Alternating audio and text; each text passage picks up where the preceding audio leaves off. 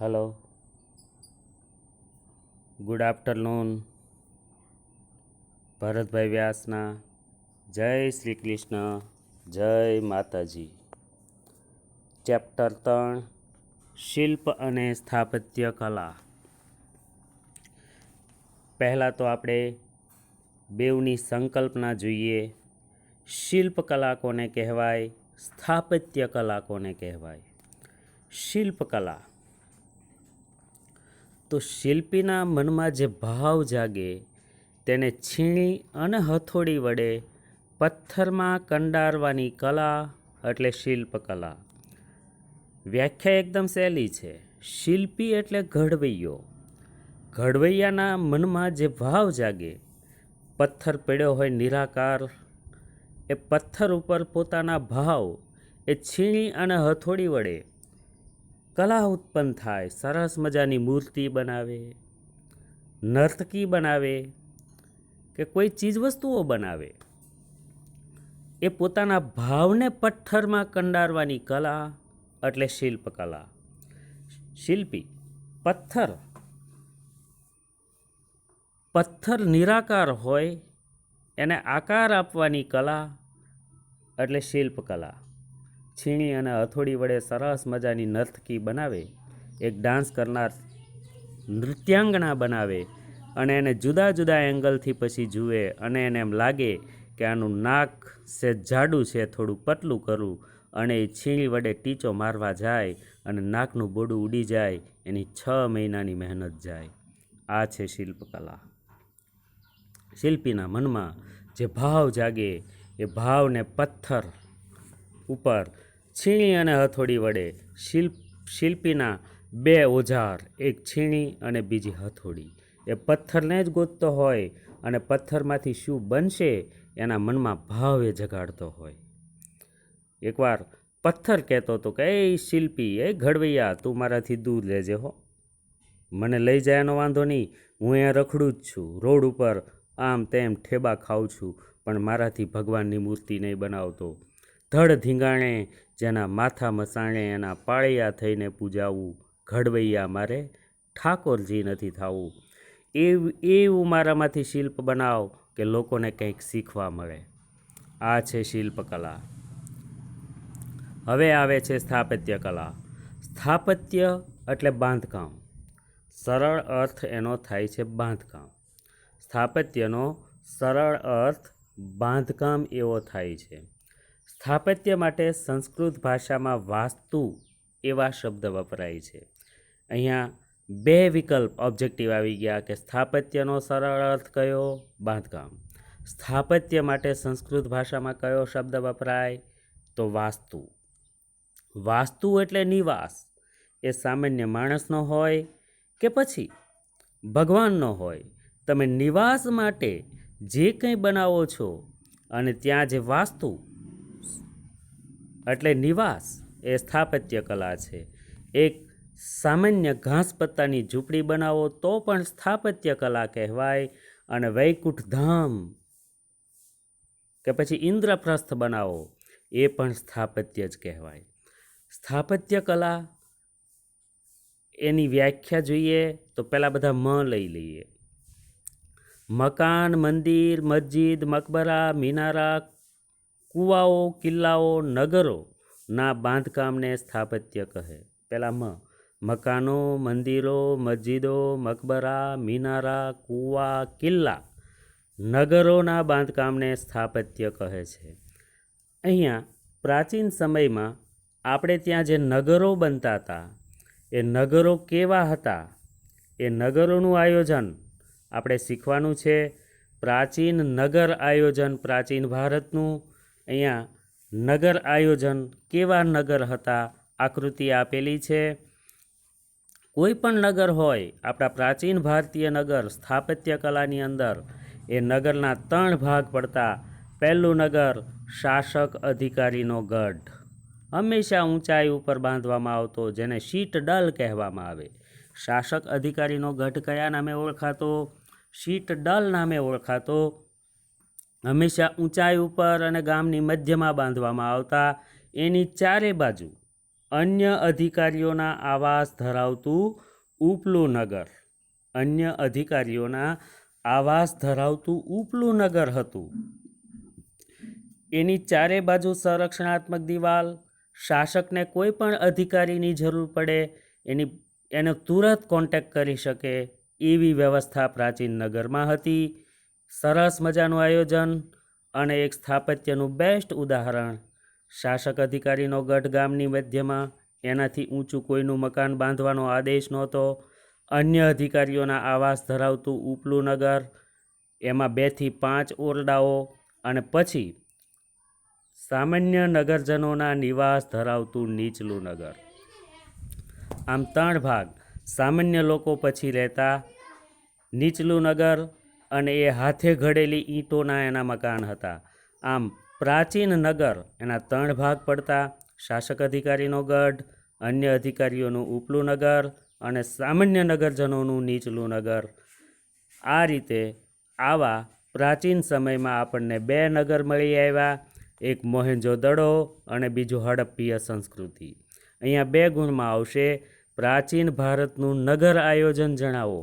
તો નગરના 3 ભાગ પડતા: ગામની મધ્યમાં શાસક અધિકારીનો ગઢ, પછી અન્ય અધિકારીઓના આવાસ ધરાવતું ઉપલું નગર, જેને સંરક્ષણાત્મક દિવાલ, 2 થી 5 ઓરડા, અને સામાન્ય નગરજનોનું નીચલું નગર. આવા 2 નગરો મળી આવ્યા સિંધુ ખીણની સંસ્કૃતિની પ્રજાએ ભારતને. હડપ્પા અને મોહેંજો-દડો આવા 2 નગર આપ્યા. એમાંનું પહેલાં આપણે જોઈએ મોહેંજો-દડો. તો મોહેંજો-દડો તપાસીએ. મોહેંજો-દડો. તો મોહેંજો-દડો નગર કેવું હતું એની વાત કરીએ. મોહેંજો-દડો આયોજનની દ્રષ્ટિએ એક શ્રેષ્ઠ નગર હતું. મોહેંજો-દડો, જે આજથી 5000 વર્ષ પહેલાં ભારતની ભૂમિ ઉપર ભારતના લોકોના સ્થાપત્યની બાબતમાં કેવા વિચારો હતા એનું બેસ્ટ ઉદાહરણ આપે છે મોહેંજો-દડો. અને પછી ભૂકંપ આવવાથી કે કોઈ કુદરતી પરિબળોના કારણે આખું નગર જમીનમાં દટાઈ ગયું, જમીન દોસ્ત થઈ ગયું, અને બહુ છેક છેલ્લે ખોદકામ કરતાં, ઉત્ખનન કરતાં એ નગર મળી આવ્યું 1992માં જમીનમાંથી. કોના માર્ગદર્શન હેઠળ અને કોણે એનું ઉત્ખનન કાર્ય કર્યું, કોને મળ્યું, ક્યાં મળ્યું? મોહેંજો-દડો 1992માં સર જ્હોન માર્શલ અને colonel Mack. Sir John Marshall અને કર્નલ મેકના માર્ગદર્શન હેઠળ રખાલદાસ બેનર્જી અને દયારામ સાહની નામના ભારતીય પુરાતત્વવિદોને સિંધ પ્રાંતના લારખન જિલ્લામાંથી એક વિશાળ નગરના અવશેષો મળી આવ્યા, જે મોહેંજો-દડો નામે ઓળખાય છે. સિંધ પ્રાંત અત્યારે હાલ પાકિસ્તાન, એનો સિંધ પ્રાંત, એનો લારખન જિલ્લો, અને ત્યાંથી રખાલદાસ બેનર્જી અને દયારામ સાહની ભારતીય પુરાતત્વવિદોને 1992માં આયોજનની દ્રષ્ટિએ એક શ્રેષ્ઠ નગર મોહેંજો-દડો મળી આવ્યું. મોહેંજો-દડોની નગર રચના તપાસીએ કે મોહેંજો-દડો કેવું હતું. મોહેંજો-દડોની નગર રચના તપાસીએ. મોહેંજો-દડોની નગર રચના. તો મોહેંજો-દડોની નગર રચના તપાસીએ. મોહેંજો-દડો એ નગરની બાબતમાં જોઈએ એ લોકોની બુદ્ધિઓ કેવી ચાલતી. તો એ પહેલાં ઊંચી પ્લિન્થ બનાવતા. પૂર અને ભેજથી બચવા માટે ઊંચી પ્લિન્થ, ઊંચા ઓટલા ઉપર 5-7 ફૂટ ઊંચો ઓટલો હોય અને એની ઉપર મકાન બનાવતા. એટલા માટે કે વર્ષોથી આપણે ત્યાં રેલ સંકટ આવે છે દરેક નગરોમાં, અને પાણીમાં ડૂબમાં મકાનો ન જાય એ માટે જેટલા હાઈ ફ્લડ લેવલની સપાટીને ધ્યાનમાં રાખી અને એ લોકો ઊંચા ઓટલા ઉપર મકાન બનાવતા, જેનાથી 2 ફાયદા થતા. એક તો ભેજથી બચાતું, શરીર ઉપર ભેજ લાગે નહીં, કફ જન્ય રોગોનો ઉપદ્રવ ન થાય, અને પૂરથી બચી શકાય. આપણે આજે પણ આ મોહેંજો-દડોમાંથી કંઈ શીખતા નથી. વારંવાર રેલ સંકટ આવવા છતાં આપણે ઊંચા ઓટલા ઉપર બાંધકામ નથી કરતા, બલકે અંડરગ્રાઉન્ડ ભોંયરા બનાવીએ છીએ અને ત્યાં પાછા ગોડાઉન કરીએ છીએ, અને રેલ સંકટ આવે તો એ લે ગયું બધું. આમ ન થવું જોઈએ. શ્રીમંત એના મોહેંજો-દડો નગર લોકોના મકાનો ઊંચા ઓટલા ઉપર પૂર અને ભેજથી બચવા માટે ઊંચી પ્લિન્થ બાંધીને એ લોકો મકાનો બનાવતા. એના મકાનો, એમાં શ્રીમંત લોકોના મકાનો અને નીચલા વર્ગના લોકોના મકાનો કેવા હતા? શ્રીમંત લોકોના મકાનો, તો શ્રીમંત લોકોના મકાનો એ 2 માળ અને 5 થી 7 ઓરડા. સ્પષ્ટ દેખાઈ જતું કે આ પૈસાવાળાનું મકાન છે. નીચલા વર્ગના લોકોનું મકાન, શ્રીમંત લોકોના મકાનો 2 માળ 5 થી 7 ઓરડાવાળા. દરેક મકાનમાં કોઠાર, રસોડું અને સ્નાનાગાર હતા. અલગ વ્યવસ્થા હતી. કોઠારની વ્યવસ્થા અલગ, રસોડાની વ્યવસ્થા અલગ અને સ્નાનાગાર અલગ હતું. મકાનની અંદર હવા અને ઉજાસ માટે બારી બારણાની વ્યવસ્થા હતી. આ શ્રીમંત લોકોના મકાનો. જ્યારે નીચલા વર્ગના લોકોના મકાનો કેવા હતા? તો નીચલા વર્ગના લોકોના મકાનો 1 માળ અને 2 થી 3 ઓરડાવાળા. એનો 1 માળ અને 2 થી 3 ઓરડાવાળા. આ નગર આયોજન હતું. હવા ઉજાસ માટે બારી બારણાની વ્યવસ્થા, ઊંચી પ્લિન્થ ઉપર મકાન. શ્રીમંત લોકોના મકાન 2 માળ 5 થી 7 ઓરડા અને સામાન્ય લોકોના મકાન 1 માળ અને 2 થી 3 ઓરડાવાળા હતા. હવે આગળ તપાસીએ મોહેંજો-દડોના રસ્તાઓ. તો મોહેંજો-દડોના રસ્તાઓ કેવા હતા? મોહેંજો-દડોના રસ્તાઓ વિશે તપાસીએ. મોહેંજો-દડોના રસ્તાઓ અહીંયા આપેલા છે. તો મોહેંજો-દડોના રસ્તાઓ, આ જે રસ્તામાં 2 મુખ્ય માર્ગ હતા. 2 મુખ્ય માર્ગ, એક માર્ગ આ ઉત્તરથી દક્ષિણ અને બીજો પૂર્વથી પશ્ચિમ. આ 2 મુખ્ય માર્ગ, મુખ્ય રસ્તા, ઉત્તરથી દક્ષિણ, પૂર્વથી પશ્ચિમ. અને એ રસ્તા એકબીજાને કાટખૂણે મળતા. 9.75 મીટર એની પહોળાઈ હતી. મુખ્ય રાજમાર્ગ કહેવાતા. મુખ્ય રાજમાર્ગ મોહેંજો-દડોમાં 2 હતા. એક ઉત્તરથી દક્ષિણ, પૂર્વથી પશ્ચિમ, બંને કાટખૂણે મળતા. આ મોટા રસ્તા ને નાના રસ્તા એ પણ કાટખૂણે મળતા. જે મોટા રસ્તાઓ અંદર સોસાયટીના જે નાના રસ્તાઓ હતા એ પણ એકબીજાને કાટખૂણે મળતા. એકથી વધારે વાહનો આમાં પસાર થઈ જાય એવી વ્યવસ્થાઓ હતી. ઉપરાંત એમ કહી શકાય કે રસ્તામાં બંને બાજુ જે ચોક્કસ અંતરે આવા જે ખાડાઓ આવેલા છે, આમાં જો દેખાય છે ચોક્કસ અંતરે આવા ખાડાઓ હતા. એ ખાડાઓ રાત્રિ પ્રકાશ માટેના થાંભલા હોવાનું અનુમાન છે કે ભાઈ આ રાત્રિ પ્રકાશ માટેના થાંભલા. આ રીતે મોહેંજો-દડોના રસ્તાઓ 9.75 મીટર રસ્તા પહોળા, મુખ્ય 2 રાજમાર્ગ, ઉત્તરથી દક્ષિણ અને પૂર્વથી પશ્ચિમ, બંને મધ્યમાં કાટખૂણે મળતા. નાના અને મોટા રસ્તા એકબીજાને કાટખૂણે મળતા. એકથી વધારે વાહન પસાર થઈ શકે તેવી વ્યવસ્થા અને રસ્તા પર ચોક્કસ અંતરે ખાડા આવેલા હતા. એ રાત્રિ પ્રકાશ માટેના થાંભલા હોવાનું અનુમાન છે. ત્યાર પછી આવે છે મોહેંજો-દડોની ગટર યોજના. તો મોહેંજો-દડોની ગટર યોજના તપાસીએ. તો મોહેંજો-દડોની ગટર યોજના કેવી હતી? તો જે રસ્તાઓ હતા મુખ્ય રાજમાર્ગ, આવી ગટર યોજના આરોગ્ય અને સુખાકારીના કેવા ઊંચા ખ્યાલો હશે એ સમયના લોકોના, એ આમાં સ્પષ્ટ દેખાય છે. મુખ્ય રાજમાર્ગ જે હતા ત્યાં મોટી ગટરો, આ બધી મોટી ગટરો હતી અને મોટી ગટરો સાથે નાની ગટરો, મોટી ગટરો સાથે આ બધી નાની ગટરો જોડાયેલી હતી. દરેક મકાનની બહાર ખાળકૂવા હતા અને ખાળકૂવો અડધો ભરાય એટલે આપમેળે પાણી નાની ગટરમાં ચાલ્યું જતું અને નાની ગટરમાંથી મોટી ગટરમાં પાણી ચાલ્યું જતું. અને ચોક્કસ અંતરે સફાઈ કરવા માટેના, ચોક્કસ અંતરે સફાઈ કરી શકાય એ માટે આવા ઢાંકણો મૂકેલા હતા. મોહેંજો-દડોની ગટર યોજના, આવી ગટર યોજના તમને બીજે ક્યાંય એ સમયે જોવા નહોતી મળતી. માત્ર એક ભારતમાં અને બીજી ભૂમધ્ય સમુદ્રના ક્રીટ ટાપુ ઉપર આવી ગટર યોજના હતી. આ ગટર યોજના એ મોહેંજો-દડોનું વિશિષ્ટ લક્ષણ ગણાય. ગંદા પાણીના નિકાલ માટે દરેક મકાનની બહાર ખાળકૂવા, અડધું ભરાય એટલે પાણી આપમેળે નાની ગટરમાંથી મોટી ગટરમાં ચાલ્યું જતું અને અમુક ચોક્કસ અંતરે ઢાંકણ મૂકવામાં આવતા કે જેનાથી સાફ સફાઈ થઈ શકતી. આ મોહેંજો-દડોની ગટર યોજના. પછી મોહેંજો-દડોનું જાહેર સ્નાનાગાર.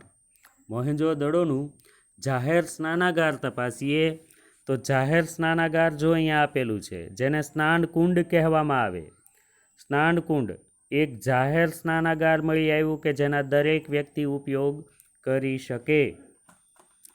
તો જાહેર સ્નાનાગાર એની અંદર સ્નાનકુંડ હતો, જે ચારે બાજુ બીજી જગ્યાઓ વધે છે ત્યાં બગીચાઓ અને બેસવાની વ્યવસ્થાઓ હતી.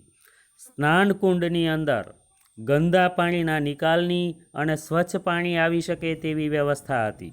મસ્ત આયોજન, આજથી 5000 વર્ષ પહેલાંના લોકોનું આયોજન. ઉપરાંત એની એક વિશિષ્ટતા તમે જુઓ, રસ્તાની ચારે બાજુ તમને અહીંયા દેખાય છે, રસ્તાની ચારે બાજુ આ જે દેખાય છે એ કપડાં બદલાવાની ઓરડીઓ છે. દરેક વ્યક્તિને પહેલાં એ ઓરડીમાં જવાનું, ત્યાં કપડાં ચેન્જ કરવાના, સ્વિમિંગના કપડાં પહેરવાના અને પછી સ્નાનકુંડનો ઉપયોગ કરવાનો. ચારે બાજુ કપડાં બદલાવાની ઓરડી હોય એટલે એનો બેનિફિટ એ કે બહાર બગીચામાં કોઈ પણ બેઠા હોય એને સીધો અથવા તો જાહેર માર્ગ પરથી સીધો સ્નાનકુંડ દેખાય નહીં. કપડાં બદલાવાની ઓરડી અને તેમાં પાછું ગરમ, એ ઓરડીની અંદર ગરમ પાણીની પણ વ્યવસ્થા હતી. સ્નાનકુંડમાંથી સ્નાન કર્યા પછી જે કપડાં બદલાવાની ઓરડી હોય એમાં ગરમ પાણીથી તમે ફરી પાછું સ્નાન કરી શકો કે જેથી ચેપ ન લાગે. આ રીતે જાહેર સ્નાનાગાર મોહેંજો-દડોમાંથી મળી આવ્યું અને આ સ્નાનાગારનો ઉપયોગ એ લોકો ધાર્મિક પ્રસંગોએ આ સ્નાનાગારનો ઉપયોગ કરતા હતા. જાહેર સ્નાનાગાર પછી જાહેર મકાનો આવે. તો જાહેર મકાનો તપાસીએ. મોહેંજો-દડોના જાહેર મકાનો. જાહેર ઉપયોગમાં લઈ શકાય તેવા 2 મકાન. જાહેર મકાનો જોઈએ.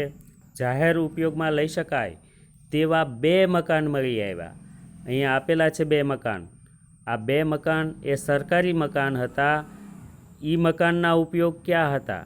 તો આ જાહેર મકાનના ઉપયોગ 4 થતા હતા. સભાખંડ, ગામની કોઈ સભા ભરવી હોય કે કોઈ સૂચનાઓ આપવી હોય ત્યારે સભાખંડ તરીકે આ મકાનનો ઉપયોગ થતો. મનોરંજન ખંડ, ત્યારે ઓપન થિયેટરો હતા અને નાટકોના આયોજન થતા અને એ મનોરંજન ખંડ તરીકે ત્યાં આ જાહેર મકાનમાં ગામ લોકો આવી અને મનોરંજન મેળવતા. વહીવટ તરીકે, ગામનો વહીવટ કરવા માટેની જે ઓફિસો હોય એ વહીવટ તરીકે આ મકાનનો ઉપયોગ થતો. રાજ્યના કોઠાર તરીકે ઉપયોગ થતો. આમ જાહેર મકાનોના 2 ઉપયોગ 4 ઉપયોગ હતા. એવા 2 મકાન મળી આવ્યા. સભાખંડ, મનોરંજન ખંડ, વહીવટ અને રાજ્યના કોઠાર તરીકે એનો ઉપયોગ થતો હતો. આ ઉપરાંત તમે જુઓ કે જાહેર મકાનની આ બાજુની સાઈડ તમને આવા 20 મકાનો દેખાય છે. આ 20 મકાનોની હરોળ ત્યાં ગામના સૈનિકો રહેતા હતા. સૈનિકો એને રહેવા માટેની બેરેક હતી. ગામની રક્ષા માટે જરૂર પડે તો એક સાથે બધા સૈનિકો એક જ જગ્યાએથી મળી રહે એ માટે સૈનિકોને રહેવા માટે 20 મકાનો બનાવી આપેલા અને 20 મકાનોની એક હરોળ તમને જાહેર મકાનોની સામે દેખાય છે. આમ મોહેંજો-દડો એક સાંસ્કૃતિક નગર, 5000 વર્ષ પહેલાંના ભારતવાસીઓના સ્થાપત્યની બાબતમાં નગર આયોજનમાં કેવા વિચારો હતા એનું બેસ્ટ ઉદાહરણ આપે છે આપણું મોહેંજો-દડો. એટલે સુધી રાખીએ વિદ્યાર્થી મિત્રો. ધન્યવાદ. ગુડુ ગુડુ. ફાઇન. આવજો.